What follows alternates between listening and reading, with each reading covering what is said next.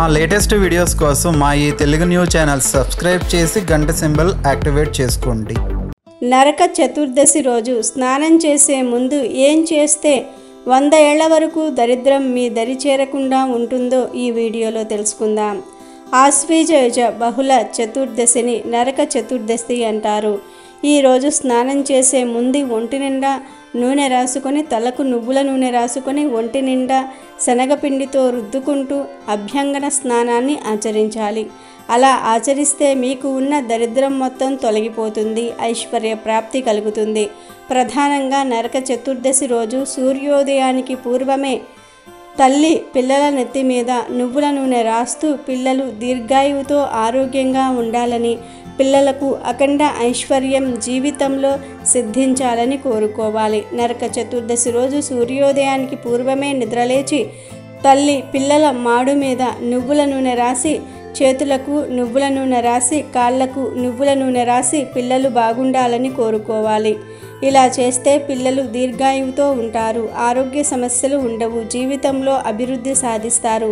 నరక చతుర్దశి రోజు స్నానం చేసేటప్పుడు ఉత్తరేణి చెట్టు ఆకులు కానీ, తుమ్మ చెట్టు ఆకులు కానీ, తంగేడు చెట్టు ఆకులు కానీ నీళ్ళల్లో వేసి 5 నిమిషాల తర్వాత ఆ నీటితో స్నానం చేయాలి. ఆకులు దొరక్కపోతే ఉత్తరేణి కొమ్మ ఒకటి తెచ్చుకొని ఆ కొమ్మ తల చుట్టూ తిప్పుకొని ఆ తర్వాత స్నానం చేయాలి. ఉత్తరేణి కొమ్మ కూడా దొరక్కపోతే నరక చతుర్దశి రోజు స్నానం చేసే ముందు ఒక శ్లోకం చదువుకొని స్నానం చేస్తే సంవత్సరం మొత్తం దరిద్రం పోయి ఐశ్వర్యం కలుగుతుంది.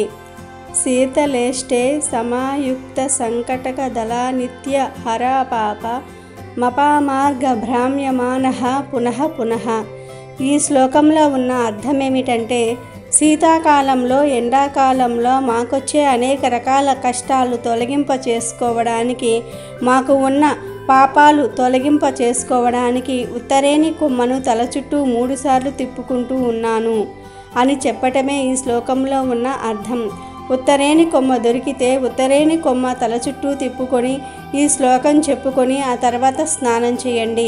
ఉత్తరేణి కొమ్మ లభించకపోతే ఉత్తరేణి కొమ్మ లేకపోయినా కూడా ఉత్తరేణి కొమ్మ ఉన్నట్లుగానే భావించుకొని ఈ శ్లోకం చదువుకొని స్నానం చేస్తే దరిద్రం పోయి ఐశ్వర్యం కలుగుతుంది.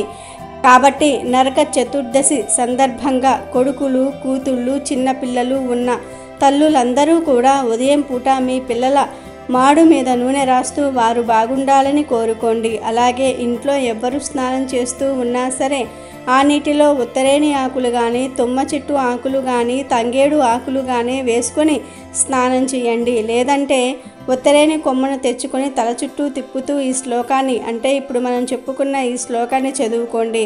అప్పుడు సంవత్సరం మొత్తం కూడా ఎలాంటి ఆర్థిక ఇబ్బందులు ఎదురవ్వవు, ఐశ్వర్య ప్రాప్తి కలుగుతుంది. వీడియో నచ్చితే లైక్ చేయండి, షేర్ చేయండి, బట్ సబ్స్క్రైబ్ చేసుకోవడం మర్చిపోవద్దు.